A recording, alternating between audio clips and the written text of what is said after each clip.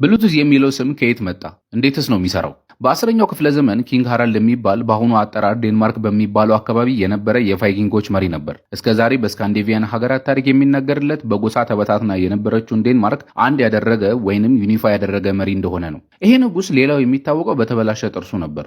እንደውም በዚህ ምክንያት በወቅቱ ብላንትን ወይንም ደግሞ ብሉቱዝ የሚል ቅጽል ስም ተሰጥቶት ነበር። በጊዜ ወደፊት ልውሰዳችሁና በ1990ዎቹ በስዊድን ዶክተር ጃፍ ሃርሰን እና ስቬን ማቲሰን የሚባሉ ኢንጂነሮች ኤሪክሰን በሚባለው ስዊዲሽ ቴሌኮም ካምፓኒ ውስጥ የተለያዩ ኤሌክትሮኒክሶችን ያለ ኬብል ማገናኘት የሚያስችል ቴክኖሎጂ ላይ እየሰሩ ነበር። ብሉቱዝ በሚል ቅጽል ስም የሚጠራው ኪንግ ሃራልድ አገሩን አንድ እንዳደረገው እኛም የተለያዩ መሳሪያዎችን እያገናኘን ነው ያለነው። ስለዚህ ፈጠራችን ብሉቱዝ ቢባል ሴንስ ይሰጣል በሚል ከነ ዶክተር ጃፍ ሃርሰን ጋር በቅርበት ይሰራ የነበረው ጂም ካርዳች ሐሳቡን አቀረበ። በዚህ ከተስማሙ በኋላ ቴክኖሎጂው አድጎ ብሉቱዝ ሁላችንም የምናውቀው ስም ሆነ። የብሉቱዝ ሎጎ ራሱ የመጣው ሃራልድ ብሉቱዝ ከሚለው ስም ነው። የመጣውም ከዚህ ሩኒክ አልፋቤት ፊደሎች ነው። ኤች ፎር ሃራልድ ኤንድ ቢ ፎር ብሉቱዝ ማለት ነው። እነዚህን ሁለት ፊደሎች ስናገናኛቸው የብሉቱዝ ሎጎ እናገኘዋለን። እስቲ አሁን ደግሞ ብሉቱዝ እንዴት ነው የሚሰራው የሚለውን ሐሳብ እንይ። እኛ የምናየው ብርሃን ወይንም ቪዚብል ላይት የሚጓዘው በዌቭ መልክ ነው። ነገር ግን በኤሌክትሮማግኔቲክ ስፔክትረም ውስጥ የምናየው በጣም ትንሹን ክፍል ነው። ለምሳሌ ራዲዮ ዌቭ የምንላቸው 1 ሜትር እና ከዛ በላይ ዌቭ ሌንግዝ ያላቸው ሲሆን የሬዲዮ ሞገድ እንላቸዋለን።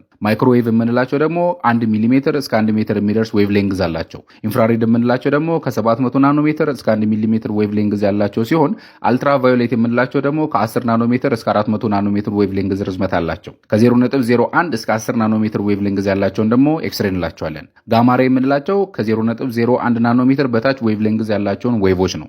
እንግዲህ እነዚህን ሁሉ ዌቮች በአይናችን አናያቸውም። ኤሌክትሮማግኔቲክ ስፔክትረም ውስጥ ለኛ ቪዚብል የሆኑት ከ400 እስከ 700 ናኖሜትር ያሉት ላይቶች ብቻ ናቸው። የብሉቱዝ ቴክኖሎጂ በአንጻሩ የሚጠቀመው እኛ በአይናችን ከማናያቸው ማይክሮዌቭስ